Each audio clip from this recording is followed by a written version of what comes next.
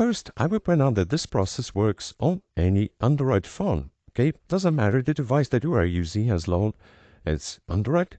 So you just need to come on the main page, swipe down, and click at the top right corner by the side this search icon. So click. You will come to settings. Now you just need to click on the search button and search storage. So search storage, click on storage. You will see some options. Okay, so storage type, storage, but we just need to click on storage again. After doing that, you will come to this page right here. Now you will see how much storage you are using by category. Now come on apps below audio. So click on apps. By here, you can select all apps that you have, and you can install all apps that you have in your phone.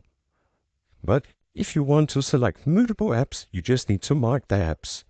Okay, you can select as many apps as you want. Click to delete and confirm your action that it will delete multiple apps at once on Android.